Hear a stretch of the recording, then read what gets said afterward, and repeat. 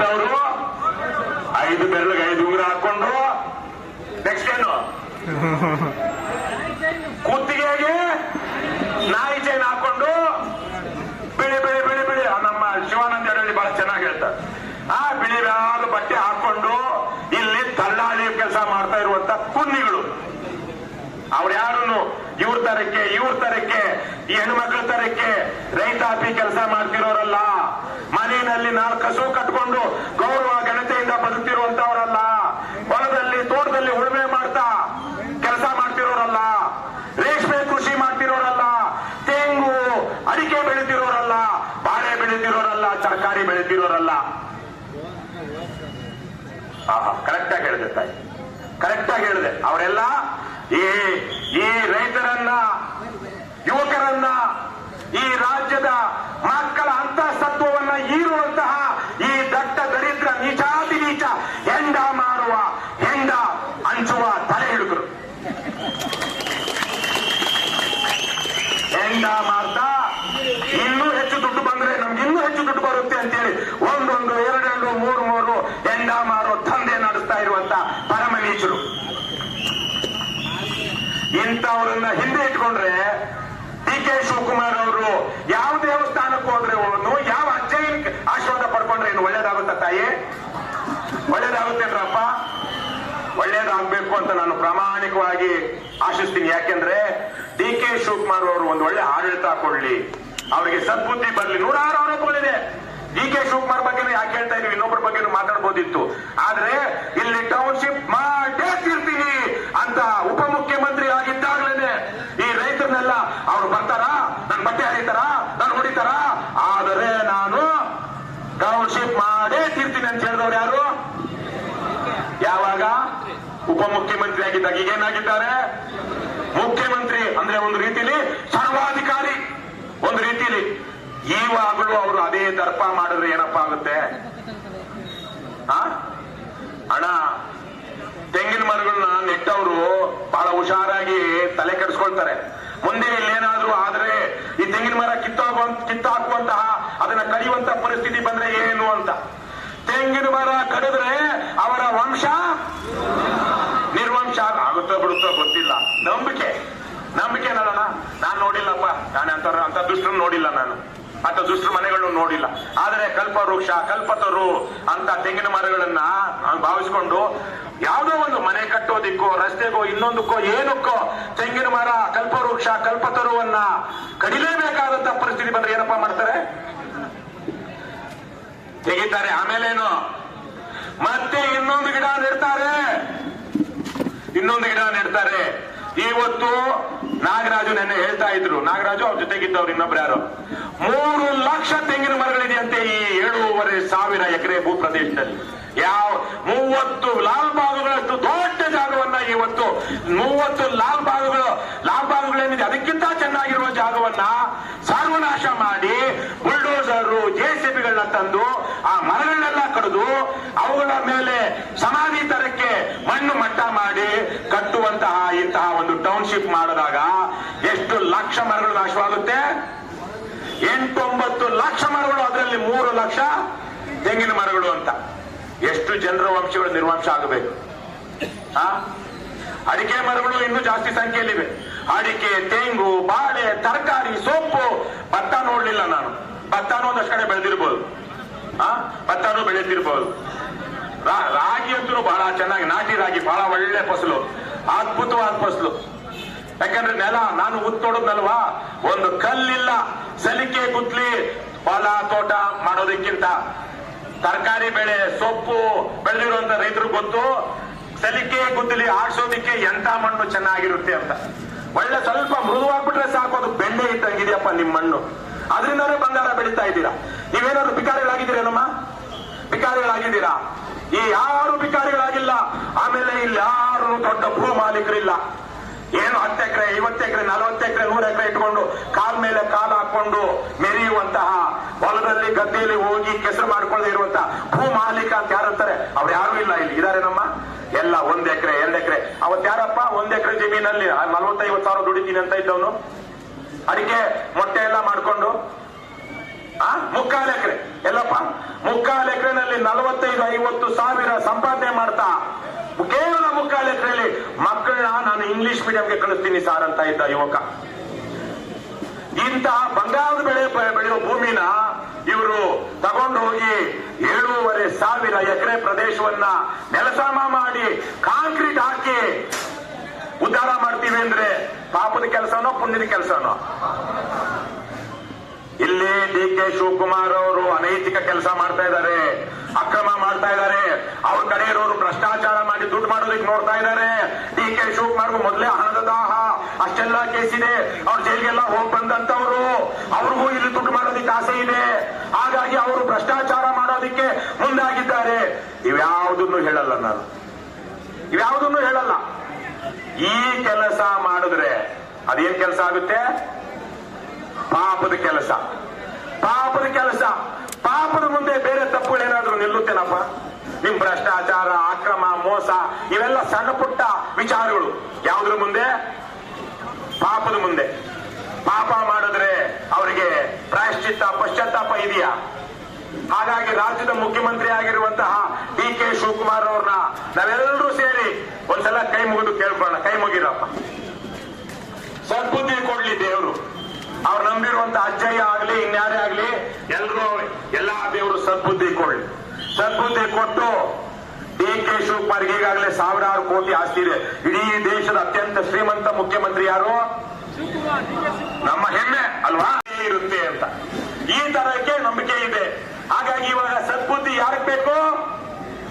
ಯಾರು ಕೊಡ್ಬೇಕು? ಯಾರು? ಅಜ್ಜಯ್ಯ ಅವ್ರು ಕೊಡ್ತಾರೆ. ನಾನು ಬಹಳ ಜನ ಸ್ವಾಮೀಜಿಗಳು ನೋಡಿದ್ದೀನಿ, ಬಹಳ ಕದೀಮ್ರಿದ್ದಾರೆ ಇವತ್ತಿನ ಸ್ವಾಮೀಜಿಗಳು, ಇಲ್ವೇನಪ್ಪ? ಬಹಳ ಕದೀಮ್ರಿದ್ದಾರೆ. ಕಳ್ಳನಿಗೆ, ದುಷ್ಟನಿಗೆ, ನೀಚನಿಗೆ, ಲಂಪಟನಿಗೆ, ಭ್ರಷ್ಟನಿಗೆ ನೀನು ತಪ್ಪು ಮಾಡ್ತಾ ಇದೆಯಾ, ಇವತ್ತಿನ ಮಾನ ಮರ್ಯಾದೆಯಿಂದ ಬದುಕು, ಬಡವರಿಗೆ ಸಹಾಯ ಮಾಡು, ದುರ್ಬಲರ ಪರವಾಗಿ ನಿಂತ್ಕೋ. ಯಾವನಾದ್ರೂ ಹೇಳಿದನ್ನ? ನೀನು ಬಂದು ನಾನು ಪಾದ ಪೂಜೆ ಮಾಡಿ ಪಾದ ತೊಳೆದಾದ್ಮೇಲೆ ಏನು ಗಬ್ಬು ನೀರು ಇರುತ್ತಲ್ಲ ಅದನ್ನ ಕುಡಿದು ನನ್ನಿಂದ ಆಶೀರ್ವಾದ ಪಡ್ಕೊ, ನಿನ್ಗೆ ಒಳ್ಳೇದಾಗುತ್ತೆ ಅಂತಾನೆ ಅಂತವ್ರು ಇವತ್ತಿರುವಂತದ್ದು. ಪಾದೋದಕ ಅಂತಾರೆ ಅದಕ್ಕೆ. ಏನಮ್ಮ ಪಾದೋದಕ? ಏನೇನು ಪಾದೋದಕ ಅಂದ್ರೆ? ಆ ದಟ್ಟ ದರಿದ್ರ ಕಾಲನ್ನ ತೊಳೆದ ಮೇಲೆ ಅದು ಉದಕ ಅಂದ್ರೆ ನೀರು, ಪಾದ ಉದಕ, ಅದನ್ನ ಕುಡಿದ್ರೆ ಇವ್ರು ಒಳ್ಳೇದಾಗುತ್ತಂತೆ. ರೋಗ ಬಂದು ಸಾಧ್ಯ ಇದ್ರೆ ದೊಡ್ಡದು.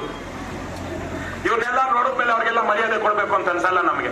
ಹಾಗಾಗಿ ಸ್ವಾಮೀಜಿಗಳನ್ನು ಬಹಳ ಜನ ಇಲ್ಲಿಗೂ ಬರ್ತಾರೆ, ಮುಂದಿನ ದಿನಗಳಲ್ಲಿ ಅವರೂ ಸಹ ಒಳ್ಳೆಯವರಿದ್ದಾರೆ. ಅನೇಕ ಜನ ಬ್ರಹ್ಮಚರ್ಯವನ್ನ ಪಾಲಿಸ್ತಾ, ನಮ್ಮಲ್ಲಿ ಕೆಲವೊಂದು ರಾಜಕಾರಣ ಹೇಳಿದ್ದಾರೆ, ನಾನು ವಿವಾಹಿತ ಅಲ್ಲ ಆದ್ರೆ ಬ್ರಹ್ಮಚಾರಿ ಅಲ್ಲ, ನಾನು ವಿವಾಹಿತ ಆದ್ರೆ ಒಂದೇ ಹೆಂಡತಿ ಇರೋರಲ್ಲ, ಈ ತರಕ್ಕೆಲ್ಲ ಪುಂಗಿ ಓದ್ತಾರೆ. ಆದ್ರೆ ನಿಜವಾದ ಬ್ರಹ್ಮಚರ್ಯವನ್ನ ಪಾಲಿಸ್ತಾ, ವೈರಾಗ್ಯವನ್ನ ಬೋಧಿಸ್ತಾ, ಸಮಾಜದಲ್ಲಿ ನ್ಯಾಯ ನೀತಿಯನ್ನ ಎತ್ತಿಡುತ್ತಿರುವಂತವರು ನಮ್ಮ ಮಧ್ಯೆ ಇದ್ದಾರೆ. ಅವರು ಬಸವಣ್ಣನ ಒಂದು ವಚನವನ್ನ ಪದೇ ಪದೇ ಡಿ ಕೆ ಶಿವಕುಮಾರ್ ಅವರಿಗೆ ಹೇಳಬೇಕು. ಅದರಲ್ಲಿ ನಮ್ಮ ನಾಡಿನ ಹಿತ ಇದೆ, ನಮ್ಮ ರಾಜ್ಯದ ಹಿತ ಇದೆ. ಡಿ ಕೆ ಶಿವಕುಮಾರ್ ಅವರು ಒಬ್ಬ ಯಶಸ್ವಿ ಜನಪರ ಮುಖ್ಯಮಂತ್ರಿಯಾಗಿ ಕೆಲಸ ಮಾಡೋದಿಕ್ಕೆ ಅದರಲ್ಲೊಂದಷ್ಟು ಗುಣಗಳಿದೆ ಅಂತ ನಾನು ಈ ಸಂದರ್ಭದಲ್ಲಿ ಅವರೆಲ್ಲರಲ್ಲೂ ಕೇಳ್ಕೊಳ್ಳೋದಿಕ್ಕೆ ಬಯಸ್ತೀನಿ. ಏನಾ ವಚನ ಹಲವಾರು ಸಲ ಹೇಳಿದ್ದೀನಿ, ಹೇಳ್ರಪ್ಪ. ಯಾವುದು? ಪಾಪಿಯ ಧನ ಪ್ರಾಯಶ್ಚಿತ್ತಕ್ಕಲ್ಲದೆ ಸತ್ಪಾತ್ರಕ್ಕೆ ಸಲ್ಲದಯ್ಯ, ನಾಯ ಹಾಲು ನಾಯಂಗಲ್ಲದೆ ನೈವೇದ್ಯಕ್ಕೆ ಸಲ್ಲದಯ್ಯ. ಆಮೇಲೆ ಏನ್ರಪ್ಪ? ಶರಣರಿಗಲ್ಲದೆ ಮಾಡುವ ಅರ್ಥ ವ್ಯರ್ಥ ಕಂಡಯ್ಯ ಅಂತ. ಹಾಗಾಗಿ ಒಳ್ಳೆ ರೀತಿಯಲ್ಲಿ ದುಡಿದು ಸಂಪಾದನೆ ಮಾಡಿದ್ರೆ ಅದು ಒಳ್ಳೇದಕ್ಕೆ ಖರ್ಚಾಗುತ್ತೆ, ಒಳ್ಳೇದಕ್ಕೆ ವಿನಿಯೋಗ ಆಗುತ್ತೆ. ಒಂದು ಸತ್ಪಾತ್ರ ಮಾಡಿದ್ರೆ ಸತ್ಪಾತ್ರಕ್ಕೆ ದಾನ ಮಾಡಿದಂತ ಪುಣ್ಯ ಬರುತ್ತೆ. ಇಲ್ಲಾಂದ್ರೆ ನೀವೆಷ್ಟೇ ಕೋಟಿ ಇರಿ, ನಿಮಗೆ ಸಿಗಬೇಕಾಗಿರುವಂತ ಮರ್ಯಾದೆ ಕೆಲವು ಹಂತ ತನಕ ಸಿಗುತ್ತೆ. ಆಮೇಲೆ ಇತಿಹಾಸದ ಪುಟಗಳಲ್ಲಿ ನಿಮ್ಮ ಹೆಸರು ಹೆಸರಿಲ್ಲದೆ ಹೋಗ್ಬಿಡುತ್ತೆ, ಇರೋದೇ ಇಲ್ಲ. ಬದುಕಿರುವಾಗ ದರ್ಪ ಮಾಡಬಹುದು. ಇಡೀ ಅಖಂಡ ಭಾರತದ ಅತ್ಯಂತ ವಿಶಾಲವಾದ ಭಾರತವನ್ನ ಅತ್ಯಂತ ಸುದೀರ್ಘ ಕಾಲ ಆಳದಂತಹ ಒಬ್ಬ ಅರಸ ನಮ್ಮ ದೇಶದಲ್ಲಿ ಯಾರಪ್ಪ? ಅಲೆಕ್ಸಾಂಡರ್ ನಮ್ಮ ದೇಶಕ್ಕೆ ಎಲ್ಲಿ ಬಂದ ಆದ್ಮೇಲೆ? Very good, Mahesh. ಇಡೀ ಅಖಂಡ ಭಾರತವನ್ನ ಅತ್ಯಂತ ಸುದೀರ್ಘ ಕಾಲ ಆಳಿದಂತಹ ಅರಸ ಅಕ್ಬರ್ನ ಮರಿಮೊಮ್ಮಗ ಔರಂಗಜೇಬ್. ಏನ್ ತಮಟೆ ಪಡ್ಕೊಂಡು ಔರಂಗಜೇಬ್ ಕಿಜೈ ಅಂತ ಇದೀವೇನಣ್ಣ? ಇವತ್ತು ಔರಂಗಜೇಬ್ ಕೆಲವು ದುಷ್ಟ ಗುಣಗಳಿಗೆ, ಅಸಹಿಷ್ಣುತೆಗೆ, ಕೆಟ್ಟ ವಿಚಾರಗಳಿಗೆ ಉದಾಹರಣೆ ಅವನ್ಯಾರು ಒಳ್ಳೆ ವಿಚಾರಕ್ಕೆ ನೆನೆಸ್ಕೊಳ್ಳೋದಿಲ್ಲ. 30-40 ವರ್ಷ ದೇಶದ ಅಖಂಡ ಭಾರತದ ಸಾಮ್ರಾಟ ಸುಲ್ತಾನ. ನೀವು ಬದುಕಿರುವಾಗ ಏನಾಗಬಹುದು, ಸತ್ತ ಮೇಲೆ ಶರಣರ ಮರಣ ಗುಣವನ್ನ ಮರಣದಲ್ಲಿ ಕಾಣುವಂತ ಒಂದು ಮಾತಿದೆ. ಹಾಗಾಗಿ ನೀವು ಸತ್ತಾಗ ಬರಾಬರಿ ಸಾಬರಿ ಅದೇನು ಅಂತಾರಲ್ಲ, ಅದು ಆಗುತ್ತೆ.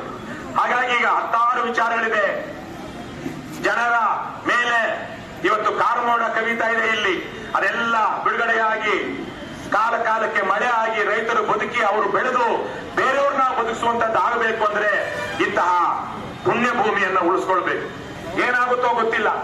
ನಾವು ನಮ್ಮ ಹೋರಾಟವನ್ನ ಮಾಡ್ತೀವಿ. 452 ದಿನ ಕೊಡಮ್ಮ ಇಲ್ಲಿ ತಾಯಿ, 1 ಸೆಕೆಂಡ್ ಕೊಡಮ್ಮ. ಎಷ್ಟೋ ಜನಕ್ಕೆ ರಾಜ್ಯದಲ್ಲಿ ಗೊತ್ತಿರಲಿಲ್ಲ ಎಷ್ಟು ದಿವಸದಿಂದ ಅವರು ಹೋರಾಟ ಮಾಡ್ತಾ ಇದ್ದಾರೆ ಅಂತ. ಎಷ್ಟು ದಿವಸನಪ್ಪ ಇವತ್ತು?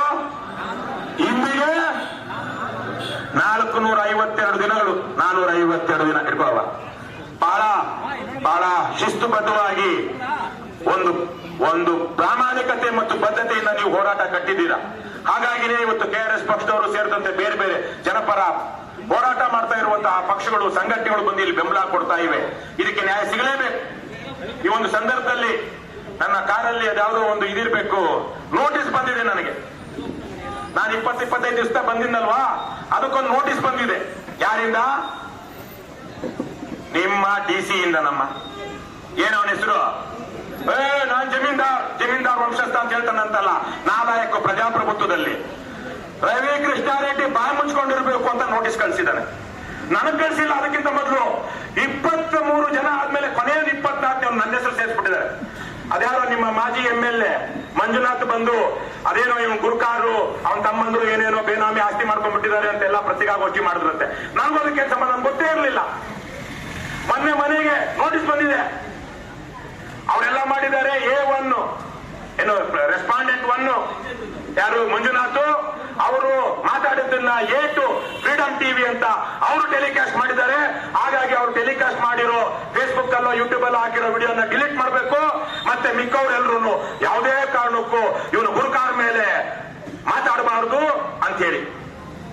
ಪ್ರಜಾಪ್ರಭುತ್ವ ಕಣಯ್ಯ ಇದು ಮಿಸ್ಟರ್ ಗುರುಕಾರ್. ಏನಿದು ಪ್ರಜಾಪ್ರಭುತ್ವ? ಪ್ರಜೆಗಳ ಹಕ್ಕುಗಳನ್ನ ರಕ್ಷಣೆ ಮಾಡೋದಕ್ಕೆ ನಿನ್ನಲ್ಲಿ ನಾವು ಜಿಲ್ಲಾಧಿಕಾರಿ ಕಚೇರಿಯಲ್ಲಿ ಕೂರಿಸಿರೋದು. ಜಿಲ್ಲೆಯ ಪ್ರಥಮ ಕೂಲಿ ನೀನು. ಏನ್ ಹೇಳು? ಪ್ರಥಮ ಕೂಲಿ. ಜನರ ಹಕ್ಕು ರಕ್ಷಣೆ ಮಾಡೋದಕ್ಕೆ ನೀನು ಕೂತಿರೋದು. ಜನರ ಬಾಯಿ ಬಡಿಯೋದಿಕ್ಕೆ, ಮಾಧ್ಯಮದವರ ಬಾಯಿ ಬಡಿಯೋದಿಕ್ಕೆ ಅಲ್ಲ. ನಾಲಾಯಲ್ಲಿ ಹಿಡಿಯಟ್ಟು ಇವರಿಗೆಲ್ಲ DK ಶಿವಕುಮಾರ್ ಅಂತವರು ಅವ್ರಿಗೆ ಸಿಗೋದೆ ಅಂತವ್ರು ಇಂಥವ್ರೇನೆ. ಪ್ರಜೆಗಳ ಹಕ್ಕು ರಕ್ಷಿಸಯ್ಯ ಅಂತೇಳಿ ಲಕ್ಷ ಸಂಬಳ ಕೊಟ್ಟು 100 ಜನ ಅಧಿಕಾರಿಗಳನ್ನ ಕೊಟ್ಟರೆ ಅವನು ನೀವು ಮಾತಾಡಬಾರದು ಅಂತೇಳಿ ನಮ್ಗೆ ನೋಟಿಸ್ ಕಳಿಸ್ತಾನೆ. ಏನಾಗುತ್ತೆ? ನಾನು ಮಾತಾಡಿದ್ದೀನಿ. ಈ ಭೂಮಿ ಬಗ್ಗೆ ಗೊತ್ತಿಲ್ಲ. ಮಂಜುನಾಥ್ ಏನ್ ಹೇಳಿದಾರೋ ನನಗೆ ಗೊತ್ತಿಲ್ಲ. ಅವ್ರು ಹೇಳಿರೋದು ಅದರಲ್ಲೇ ಇದೆ. ಇವರು 300 ಎಕರೆ ಬೇನಾಮಿ ಆಸ್ತಿ ಮಾಡಿದ್ದಾನೆ ಗುರುಕಾರ್ ಅಂತ ಅವ್ರು ಆರೋಪ ಮಾಡಿದ್ದಾರೆ. ನನಗೆ ಗೊತ್ತೇ ಇರಲಿಲ್ಲ. ನಾನು ಮಂಜುನಾಥ್ ಆರೋಪ ಮಾಡಿದ್ದಾರೆ ಅಂತೇಳಿ ಅವ್ರ ಮೇಲೆ ಇಂಜೆಕ್ಷನ್ ಆರ್ಡರ್ ತಂದಿದ್ದಾನೆ ಗುರುಕಾರ್ ಅಂತ ಹೇಳ್ತಾ ಇದ್ದೀನಿ. ನಾನು ಹೇಳ್ತಾ ಇದ್ದೀನ ಪ್ರಪಂಚಕ್ಕೆ ಇವತ್ತು ಗೊತ್ತಾಗ್ತಾ ಇದೆ. ಮಂಜುನಾಥ್ ಹೇಳಿದ ಎಷ್ಟು ಜನಕ್ಕೆ ಗೊತ್ತಾಯ್ತೋ ಅಲ್ಲೋ ಗೊತ್ತಾಗಿಲ್ಲ. ನಿಮ್ಮ ಮಾಜಿ MLA JDS ನ MLA ಹೇಳಿದ ಎಷ್ಟು ಜನಕ್ಕೆ ಗೊತ್ತಾಯ್ತೋ ಗೊತ್ತಾಗಿಲ್ಲ. ಈಗ ನಾನು ಹೇಳಿದ್ದು ರಾಜ್ಯದ ಲಕ್ಷಾಂತರ ಜನಕ್ಕೆ ಗೊತ್ತಾಗಿದೆ. ಇಲ್ಲಿ ಕೇವಲ ಅವನ್ ಜಿಲ್ಲಾಧಿಕಾರಿ ಮಾಡಿದ್ದನೋ ಅವನ ಅಣ್ಣ ತಮ್ಮಂದ್ರನ್ನೇನೋ ಇಟ್ಕೊಂಡು ಬೇನಾಮಿ ಆಸ್ತಿ ಮಾಡಿದಾನೆ ಅಂತ ನಿನ್ನೆ ತಾನೇ ಯಾರೋ ಹೇಳ್ತಾ ಇದ್ರು. ಮಾಡಿದಾನೋ ಇಲ್ವೋ ಗೊತ್ತಿಲ್ಲ ನನಗೆ. ಆದರೆ AC ಗಳು, ತಹಸೀಲ್ದಾರ್ಗಳು, ಕೊನೆಗೆ ವಿಲೇಜ್ ಅಕೌಂಟೆಂಟ್ಗಳು ಸಹ ಇಲ್ಲಿ ಏನೆಲ್ಲ ಲಾಭ ಮಾಡಬಹುದು ಎಲ್ಲ ಮಾಡಿರ್ತಾರೆ. ಸುಳ್ಳು ವರದಿಗಳನ್ನ ಬಂಜರು ಭೂಮಿ ಅಂತೇಳಿ ಕೊಟ್ಟಿರೋಷ್ಟೇ ಅಲ್ಲ, ಅವರು ಈಗಾಗಲೇ ಗೋಮಾಳ ಇರುವಂತಹದನ್ನ ಬೇರೆಯವರಿಗೆ ದರಖಾಸ್ತಲ್ಲಿ ಮಾಡಿಕೊಟ್ಟಿರ್ತಾರೆ. ಅಕ್ರಮ ಮೇಲಿಂದ ಕೆಳಗಿನ ತನಕ ಆಗಿರುತ್ತೆ. ಇಂತಹದ್ದು ಅಂದ್ರೆ ಅದೇನೋ ಬಿಟ್ಟಿ ಊಟ ಅಂದ್ರೆ ಮೈಯೆಲ್ಲ ಹಸು ಅನ್ನೋ ತರದ ಪ್ರಾಜೆಕ್ಟ್ಗಳು.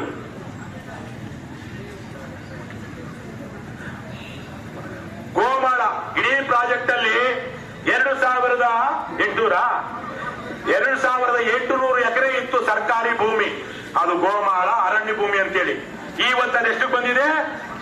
700 ಎಕರೆಗೆ.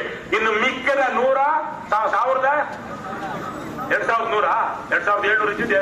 ಇನ್ನು ಮಿಕ್ಕಿದ 2000 ಎಕರೆ ಎಲ್ಲೂ ಇತ್ತು. ಈ VAಗಳು, ರೆವಿನ್ಯೂ ಇನ್ಸ್ಪೆಕ್ಟರ್ಗಳು, ತಹಸೀಲ್ದಾರ್ಗಳು, AC ಗಳು, DC ಗಳು ಎಲ್ಲ ಸೇರ್ಕೊಂಡು ಅದನ್ನ ಅಕ್ರಮವಾಗಿ, ಕಾನೂನು ಬಾಹಿರವಾಗಿ ಯಾರ್ಯಾರ್ದು ಅಯೋಗ್ಯರಿಗೆ ಲಂಚ ಕೆ ಶಿವಕುಮಾರ್ ಚೇಲ, ಏನ ಅವನ ಹೆಸರು? ನಾವು ಹೋಗಿದ್ವಲ್ಲ ಪಾರೋಳಿಲೆ, ರವಿ ಅಂತಿರ್ಬೇಕು. ನನ್ನ ಹೆಸರೇ ರವಿ ಅಂತ. ಆತ ಯಾರೋ ಸಿದ್ದಪ್ಪನೋ ಸಣ್ಣಪ್ಪನೋ ಅನ್ನೋ ಹೆಸರಲ್ಲಿ ದರಖಾಸ್ತ್ ಮಾಡ್ಕೊಂಡು KDB ಅಕ್ವೈರ್ ಮಾಡ್ಕೊಂಡಿರೋ ಜಾಗನ ಇದು ಏನು ಖರಾಬ್ ಅಂತ ತೋರಿಸಿ ಅವನ ಹೆಸರು ನೋಡ್ಬಿಟ್ಟಿದ್ದ. ಹೋಗಿ ಪಾಪ ಅವ್ರು ಹರೀಶ್ ಬಂದಿದ್ದಾರೋ ಏನೋ ಗೊತ್ತಿಲ್ಲ, ಹಾರೋಹಳ್ಳಿ ರೈತರ ಹೋರಾಟಗಾರರು ಅದ್ರ ವಿರುದ್ಧ ಹೋರಾಟ ಮಾಡಿ ಕೊನೆಗೆ ಅದು ರದ್ದಾಗೋ ಹಾಗೆ ಮಾಡಿದ್ರು. ಅದು ಇಂಥದ್ದು ಎಷ್ಟಾಗಿದೆಯೋ ಇಲ್ಲಿ. 1 ಎಕರೆಗೆ ಇಲ್ಲಿ 20 ಕೋಟಿ ಮೇಲೆ ಇದೆ ಇವತ್ತು ಮಾರ್ಕೆಟ್ ವ್ಯಾಲ್ಯೂ. 10ರಿಂದ 20 ಕೋಟಿ, ಸಾವಿರಾರು ಕೋಟಿ ರೂಪಾಯಿ ಸರ್ಕಾರಕ್ಕೆ ಇವತ್ತು ನಷ್ಟ ಆಗ್ತಾ ಇದೆ. ಹಾಗಾಗಿ ಈ ಹೋರಾಟ ನೀವು ನಿಲ್ಲಿಸಬೇಡಿ. ನಿಲ್ಲಿಸ್ತೀರೇನಮ್ಮ? ನಿಮ್ಮ ಮಕ್ಕಳ ಭವಿಷ್ಯ ಇದೆ, ಅದಕ್ಕಿಂತ ಮುಖ್ಯವಾಗಿ ರಾಜ್ಯದ ಭವಿಷ್ಯನೂ ಇದೆ. ಯಾಕಂದ್ರೆ ಇಂತಹ ಫಲವತ್ತಾದ ಭೂಮಿಯನ್ನೇ ಇವರು ಟೌನ್ಶಿಪ್ ಮಾಡಿದ್ರೆ ಮುಂದಕ್ಕೆ ಪಕ್ಕದ ಮನೆಗೆ ಬಿದ್ದು ಬೆಂಕಿ ನನ್ನ ಮನೆಗೆ ಬಿಡೋದಿಲ್ಲ ಅಂತ ಮಲೆನಾಡಲ್ಲಿರೋರು ಇನ್ನೆಲ್ಲೋ ಇರೋರು ಅಂದ್ಕೊಂಡ್ರೆ ಅವ್ರ ಮನೆಗೆ ಬಾಂಬೆ ಬಿಡುತ್ತೆ. ನಿಮ್ ಮನೆಗೆ ಬೆಂಕಿ ಬಿದ್ದಿದೆ, ಈಗ ಅವ್ರ ಮನೆಗೆ ಏನ್ ಬಿಡುತ್ತೆ?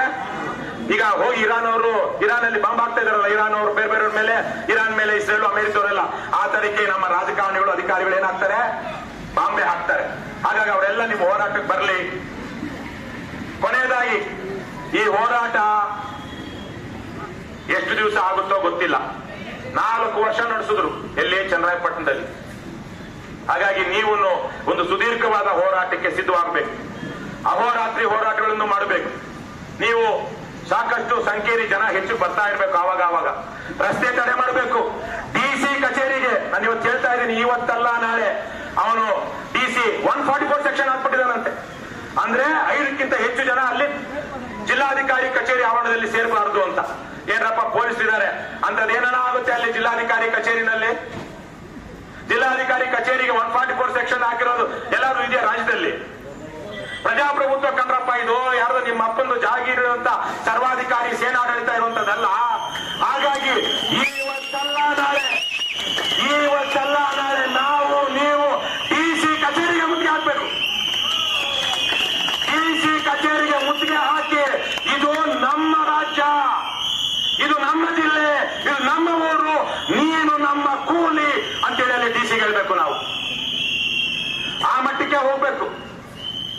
ಶಾಂತಿ ಮತ್ತು ಅಹಿಂಸೆಯಿಂದ ಯಾವೆಲ್ಲ ರೀತಿಯಲ್ಲಿ ನಮ್ಮ ಹೋರಾಟವನ್ನು ನಾವು ಕಟ್ಟಬೇಕು ಆ ರೀತಿಯಲ್ಲಿ ಕಟ್ಟಬೇಕು. ಅಸಹಕಾರ ಚಳವಳಿ ಮಾಡಬೇಕು.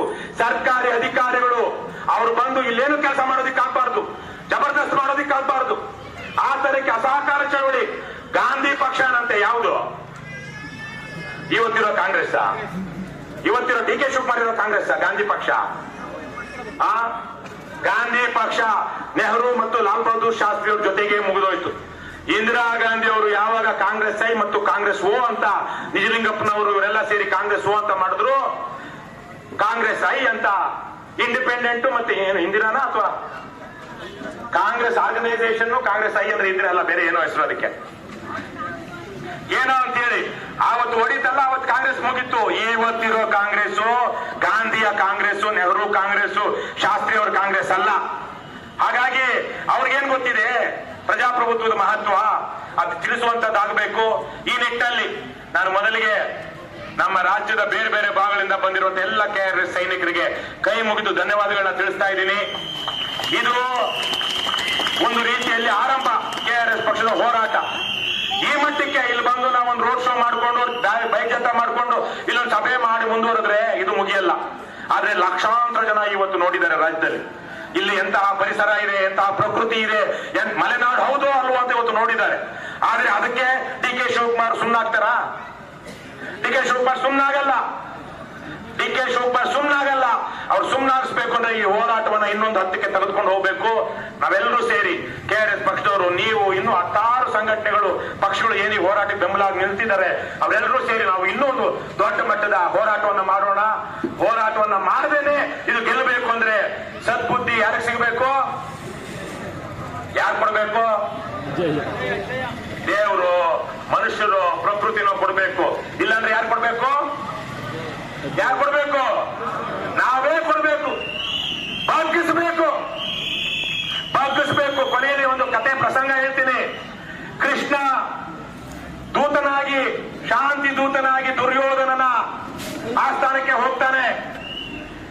ಕೃಷ್ಣ ಆಸ್ಥಾನಕ್ಕೆ ಹೋದ ತಕ್ಷಣ ಆಸ್ಥಾನದಲ್ಲಿದ್ದವರೆಲ್ಲರೂ ಎದ್ದು ಕೃಷ್ಣನಿಗೆ ಕೈ ಮುಗಿತಾರೆ. ಭೀಷ್ಮ, ದ್ರೋಣ, ಕೃಪ, ಧೃತರಾಷ್ಟ್ರನಾದಿಯಾಗಿ ಯಾರದ್ ನಿಂತ್ಕೊಳ್ಳಲ್ಲ? ಯಾರು? ಡಿ ಕೆ ಶಿವಕುಮಾರ್ ಅಲ್ವಾ? ಡಿ ಕೆ ಶಿವಕುಮಾರ್ ಅಲ್ಲ, ಯಾರು? ದುರ್ಯೋಧನ.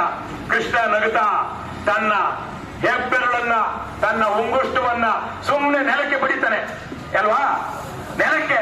ಅವಾಗ ನಾಟಕದಲ್ಲಿ ಬಹಳ ಚೆನ್ನಾಗಿ ಮಾಡ್ತಾರಪ್ಪ ಅದನ್ನ. ಅದನ್ನ ಕಾಲಲ್ಲಿ ಹೆಬ್ಬೆರಳು ಕಾಲಲ್ಲಿ ಸುಮ್ಮನೆ ಒತ್ತುತ್ತಾನೆ.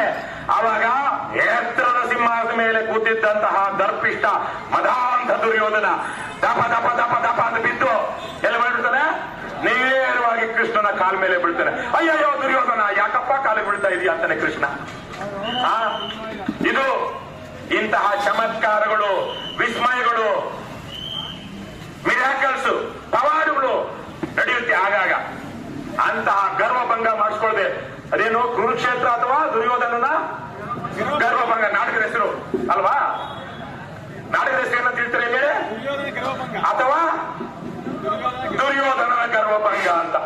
ಹಾಗಾಗಿ ದುರ್ಯೋಧನನ ತರ ಹೆಸರು ತಗೊಳ್ಳದೆ ಅದೇನೋ ಧರ್ಮರಾಯನ ಹೆಸರು ಹೇಳಿದ್ರು, ಅರ್ಜುನ್ ಹೆಸರು ಹೇಳಿದ್ರು, ಭೀಷ್ಮನ ಹೆಸರು ಹೇಳಿದ್ರು. ಕೊನೆಗೆ ನಾನು ಇನ್ನೊಂದು ಹೇಳ್ಬೇಕು ಅನ್ಕೊಂಡಿದ್ದೆ, ಅದನ್ನು ಹೇಳ್ತೀನಿ. ಡಿ ಕೆ ಶಿವಕುಮಾರ್ ಮುಖ್ಯಮಂತ್ರಿ ಆದ ತಕ್ಷಣ ಒಂದು ಸಂಸ್ಕೃತದ ಭಗವದ್ಗೀತೆಯ ಶ್ಲೋಕವನ್ನ ಸೋಷಿಯಲ್ ಮೀಡಿಯಾದಲ್ಲಿ ಹಾಕೊಂಡ್ಬಿಟ್ರು. ಕರ್ಮಣ್ಯೇವಾಧಿಕಾರಸ್ತೆ ಮಾ ಫಲೇಶು ಕದಾಚನ ಮಾ ಕರ್ಮಫಲ ಹೇತುರ್ಭೂ ಮಾತೆ ಸಂಗೋಸ್ತ್ವ ಕರ್ಮಣಿ ಅಂತ ಬಹಳ ಪ್ರಸಿದ್ಧವಾದದ್ದು. ನೀನು ನಿನ್ನ ಕರ್ತವ್ಯವನ್ನ, ಕರ್ಮವನ್ನ ಮಾಡು, ಫಲಾಫಲಗಳನ್ನ ನನಗೆ ಬಿಡು, ಅದ್ರ ಬಗ್ಗೆ ಯೋಚನೆ ಮಾಡಬೇಡ. ಆ ರೀತಿಯಲ್ಲಿ ನಾನು ಕರ್ತವ್ಯ ಮಾಡ್ತಾ ಹೋಗ್ತೀನಿ, ಫಲಾಫಲಗಳನ್ನ ದೇವರಿಗೆ ಬಿಟ್ಟಿದ್ದೀನಿ ಅಂತ ಯಾರು ಹೇಳಿದ್ದು? ಡಿ ಕೆ ಶಿವಕುಮಾರ್ ಹಾಕೊಂಡ್ರು. ಅದಕ್ಕೆ ನಾನು ಅದು ಪುತ್ರವಾಗಿನೇ ಒಂದು ಪೋಸ್ಟ್ ಮಾಡಿದೆ. ಎಲ್ಲಪ್ಪ ಅದು ಸ್ವಲ್ಪ ನನ್ನ ಪೋಸ್ಟ್ ಅಲ್ಲಿ ಇದ್ರೆ ಕೊಡೋಣ, ನಾವು ಸ್ವಲ್ಪ ಚೆನ್ನಾಗಿ ಬರುತ್ತೆ. ಧ್ಯಾಯತೆ ವಿಷಯಾನ್ ಪುಂಸಃ ಸಂಗಸ್ತೆ, ಏನಪ್ಪ ಇದೆಯಾ ನನ್ನ ಪೋಸ್ಟ್ ಅಲ್ಲಿ? ಸಂಗಸ್ತೇಷುಪಜಾಯತೆ ಸಂಗಾತ್ ಸಂಜಾಯತೆ ಕಾಮಃ ಕಾಮಾತ್ ಕ್ರೋಧೋದ್ಭವತಿ. ಅಲ್ಲಲ್ಲ, ಸ್ವಲ್ಪ ಕೊಡೋಣ, ಓಪನ್ ಮಾಡ್ಕೊಡ್ರ ಯಾರಾದ್ರೂ ಫೇಸ್ಬುಕ್ ಅಲ್ಲಿ. ಧ್ಯಾಯತೋ ವಿಷಯಾನ್ ಪುಂಸಃ ಸಂಗಸ್ತೇಷುಪಜಾಯತೆ ಸಂಗಾತ್ ಸಂಜಾಯತೆ ಕಾಮಃ ಕಾಮಾತ್ ಕ್ರೋಧೋ ವಿಜಾಯತೆ ಕ್ರೋಧಾತ್ ಭವತಿ ಸಮೋಹಃ ಸಮೋಹಾತ್ ಸ್ಮೃತಿ ವಿಭ್ರಮಃ ಸ್ಮೃತಿ ಭ್ರಂಶಾತ್ ಬುದ್ಧಿನಾಶ ಬುದ್ಧಿನಾಶಾತ್ ಪ್ರಣಶ್ಯತಿ. ಯಾವ್ದಾವುದೋ ವಿಷಯಗಳು, ಆಲಸ್ಯ, ಇಂದ್ರಿಯ ಭೋಗದ ವಿಷಯಗಳು, ಅದ್ರ ಬಗ್ಗೆ ಆಸಕ್ತಿ ಜಾಸ್ತಿ ಆದಷ್ಟು ನಮಗೆ ಅದು ಇನ್ನಷ್ಟು ಬೇಕು ಬೇಕು ಅನ್ಸುತ್ತೆ. ಅದ್ರ ಮೂಲಕ ಕಾಮ ಹುಟ್ಟುತ್ತೆ. ಕಾಮ ಬಯಸಿ ಬಯಸಿ ಅದು ಕಾಮ ಈಡೇರದೇ ಇದ್ದಾಗ ಮೈಯಲ್ಲಿ ಕೋಪ, ಮನಸ್ಸಲ್ಲಿ ಕೋಪ, ಕ್ರೋಧ ಬರುತ್ತೆ. ಕ್ರೋಧ ಆದ್ಮೇಲೆ ಕ್ರೋಧೋದ್ಭವತಿ ಸಮೋಹ, ಒಂದು ರೀತಿಯಲ್ಲಿ ಸಮೋಹಕ್ಕೊಳಗಾಗ್ಬಿಡ್ತೀವಿ, ಅದ್ರ ಬಗ್ಗೆನೇ ಯೋಚನೆ ಮಾಡ್ತಾ ಇರ್ತೀವಿ ಕೋಪ ಬಂದಾಗ.